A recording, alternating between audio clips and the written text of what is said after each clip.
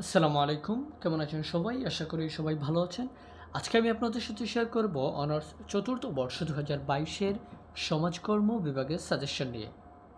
বিষয়টির শিরোনাম হচ্ছে সামাজিক গবেষণা ও পরিসংখ্যান।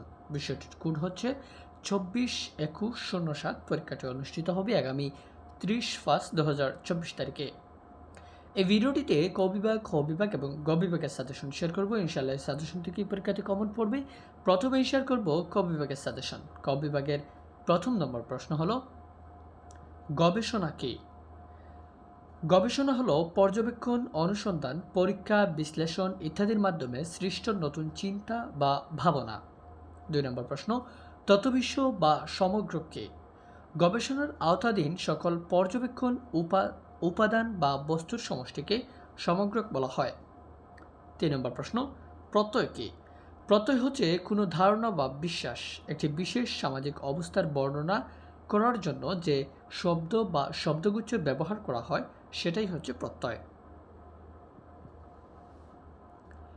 ৪র্থ নম্বর প্রশ্ন হলো অনুমান কি? অনুমান হলো একটি বিবৃতি যা পরীক্ষা নিরীক্ষার কোনো অবকাশ না রেখে যথার্থ বলে ধরে নেওয়া হয় ও এর উপর ভিত্তি করে গবেষক গবেষণা পরিচালনা করে সিদ্ধান্তে উপনীত হন। ৫ নম্বর প্রশ্ন এফজিডি এর পূর্ণরূপ কি?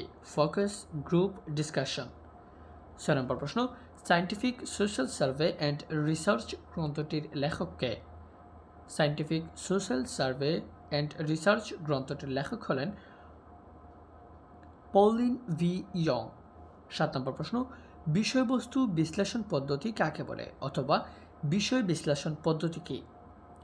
গবেষক যাদের উপর বা যে বিষয়ে তথ্য সংগ্রহ করবেন তাদের সাথে সরাসরি যোগাযোগ না করে তাদের ওইসব বিষয়ের উপর রচিত বই, ভাষা, সঙ্গীত, চিত্রকলা প্রভৃতি বিশ্লেষণ করে যে তথ্য সংগ্রহ করে তাকে বিষয়বস্তু বিশ্লেষণ পদ্ধতি বলা হয়।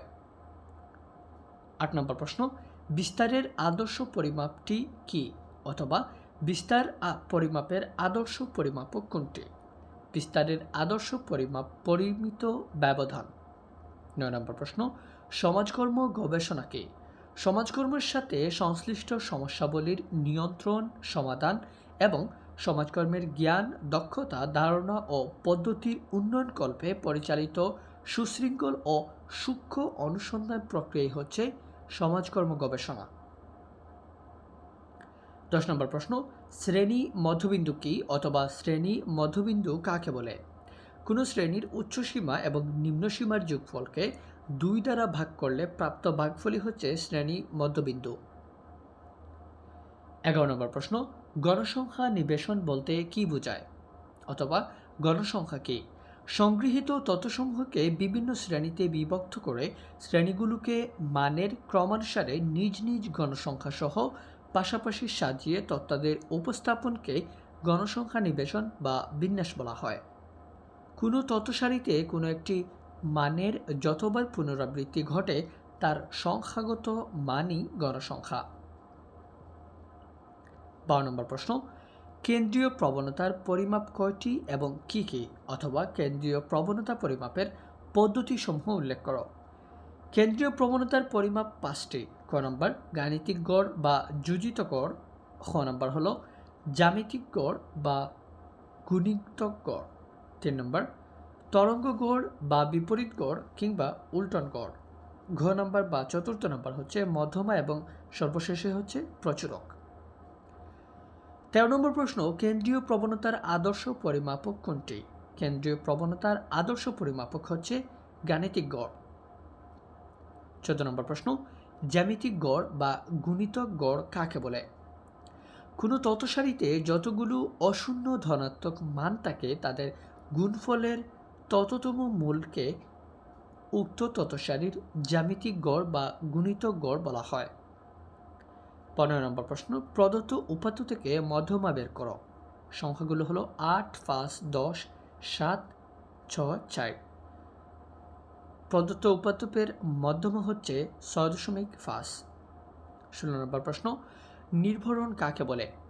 যে পরিসংখ্যানিক পদ্ধতির মাধ্যমে স্বাধীন চলকের জানা মানের ভিত্তিতে অধীন চলকের গড় মান বা প্রত্যাশিত মান নির্ণয় করা যায় তাকে নির্ভরণ বলা হয়। 17 নম্বর প্রশ্ন, পূর্ণ ধনাত্মক সংশ্লেষ কাকে বলে? সম্পর্কযুক্ত দুটি চলকের পরিবর্তন যদি সমমুখী বা সমানুপাতিক কিংবা সমাহারে হয় তবে তাদের মধ্যকার সম্পর্ককে পূর্ণ ধনাত্মক সংশ্লেষ বলা হয়। এক্ষেত্রে সংশ্লেষের মান 1 অর্থাৎ r=+1 হয়। 18 নম্বর প্রশ্ন, r=0 দ্বারা কি বোঝায়? r=0 দ্বারা বোঝায় চলকদ্বয়ের মধ্যে শূন্য সংশ্লেষ বিদ্যমান, অর্থাৎ চলকদ্বয় স্বাধীন। এই ক্ষেত্রে একটি চলকের মানের বৃদ্ধির বা হ্রাসের ফলে অপর চলকের মান অপরিবর্তিত অবস্থায় থাকে। 19 নম্বর প্রশ্ন, মেথড অফ সোশ্যাল রিসার্চ গ্রন্থটির লেখককে? মেথড অফ সোশ্যাল রিসার্চ গ্রন্থটির লেখক হলেন কেনিথ ডি ভেইলি। 20 নম্বর প্রশ্ন, স্বাধীন চলক কাকে বলে? যেই চলক অন্য চলকের সহযোগিতা ছাড়া ঘটনার উপর প্রভাব সৃষ্টি করতে পারে তাকে স্বাধীন চলক বলা হয়। 21 নম্বর প্রশ্ন, নির্ভরশীল চলক বলতে কি বোঝায়? স্বাধীন চলকের উপস্থিতি ও পরিবর্তনের ফলে যেই চলকের উপস্থিতি ও পরিবর্তন নির্ভরশীল তাকে নির্ভরশীল চলক বলা হয়। 22 নম্বর প্রশ্ন, মৌলিক গবেষণা কি? যেই গবেষণা কর্ম মৌলিক জ্ঞানার্জনের জন্য পরিচালিত হয় সেটাই হচ্ছে মৌলিক গবেষণা। 23 নম্বর, কার্যক্রম গবেষণা কি? যেই গবেষণা কোনো বাস্তব সমস্যা সমাধান বা কৌশল বাস্তবায়নের লক্ষ্যে পরিচালিত হয় সেটাই হলো কার্যক্রম গবেষণা। 24 নম্বর প্রশ্ন, পরীক্ষণ পদ্ধতি কি? নিয়ন্ত্রিত পরিবেশের কোনো ঘটনা পর্যবেক্ষণ করা হলে তাকে বলা হয় পরীক্ষণ বা পরীক্ষণ পদ্ধতি। 25 নম্বর প্রশ্ন, সামাজিক গবেষণার প্রথম ধাপ কোনটি? সামাজিক গবেষণার প্রথম ধাপ হলো সমস্যা নির্বাচন ও চিহ্নিতকরণ। 26 নম্বর প্রশ্ন, গণসংখ্যা নিবেশন কাকে বলে? সংগৃহীত তথ্যসমূহকে বিভিন্ন শ্রেণীতে বিভক্ত করে শ্রেণীগুলোকে মানের ক্রমানুসারে নিজ নিজ গণসংখ্যা সহ পাশাপাশি সাজিয়ে তথ্যাদির উপস্থাপনকে গণসংখ্যা নিবেশন বা বিন্যাস বলা হয়। 27 নম্বর, ক্রমযোজিত গণসংখ্যা বলতে কি বোঝো? গণসংখ্যা নিবেশনে প্রতিটি শ্রেণীর গণসংখ্যা ক্রমাগতভাবে যোগ করে যেসব সংখ্যার মান পাওয়া যায় সেটাই হলো ক্রমযোজিত গণসংখ্যা। 28 নম্বর, প্রকৃত শ্রেণীসীমা কি?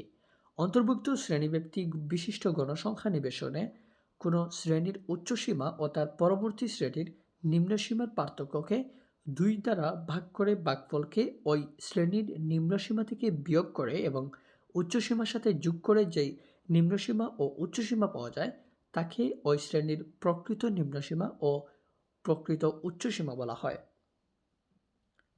29 নম্বর প্রশ্ন, তরঙ্গ গড় কি? কোনো অশূন্য তথ্য সারিতে যতগুলো মান থাকে তাদের উল্টো মানের উল্টো গড় হলো তরঙ্গ গড়। 30 নম্বর, ধনাত্মক বৎক্ষিমতা কাকে বলে? গণসংখ্যা নিবেশনের যোজিত গড় মধ্যমা মুড হলে তাকে ধনাত্মক বৎক্ষিমতা বলা হয়। এখন শেয়ার করব খ বিভাগের সাজেশন। খ বিভাগের প্রথম নম্বর প্রশ্ন, উদাহরণসহ চলকের প্রকারভেদ উল্লেখ করো। 2 নম্বর, অনুমান ও অনুকল্প বলতে কি বোঝায়? 3 নম্বর প্রশ্ন, সামাজিক গবেষণা কি? 4 নম্বর, কেস স্টাডি পদ্ধতির সুবিধাগুলো আলোচনা করো। 1 নম্বর প্রশ্ন, সামাজিক গবেষণার সাহিত্য সমীক্ষার প্রয়োজনীয়তা সংক্ষেপে আলোচনা করো। 6 নম্বর, পরিসংখ্যান কি? পরিসংখ্যানের সীমাবদ্ধতা সমূহ আলোচনা করো। 7 নম্বর, পরিসংখ্যানে গণসংখ্যা নিবেশনের গুরুত্ব সংক্ষেপে আলোচনা করো। 8 নম্বর, একটি আদর্শ সারণীর উপাদান সমূহ আলোচনা করো। 9 নম্বর, কেন্দ্রীয় প্রবণতা পরিমাপের আদর্শ পদ্ধতি কোনটি এবং কেন? 10 নম্বর, কেন্দ্রীয় প্রবণতা বলতে কি বুঝো? 11 নম্বর, নিম্নের উপাত্ত থেকে গড় ব্যবধান নির্ণয় করো। সংখ্যাগুলো হলো 10, 16, 20, 30, 33, 25, 16 এবং 15। 12 নম্বর প্রশ্ন, বিস্তার পরিমাপের আদর্শ পরিমাপক কোনটি এবং কেন? 13 নম্বর প্রশ্ন, নির্ভরণের ব্যবহার লিখো। 14 নম্বর, নিম্নের উপাত্ত থেকে পরিমিত ব্যবধান নির্ণয় করো। সংখ্যাগুলো হলো 7, 5, 9, 10 এবং 12।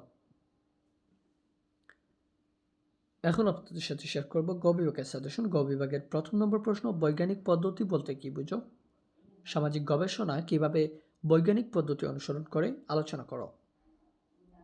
2 নম্বর, মৌলিক ও ফজিলত গবেষণার পার্থক্য নির্ণয় করো। 3 নম্বর, সামাজিক জরিপ পদ্ধতির সুবিধা এবং সীমাবদ্ধতা সমূহ আলোচনা করো। 4 নম্বর, তথ্য সংগ্রহের কৌশলগুলো সংক্ষেপে বর্ণনা করো।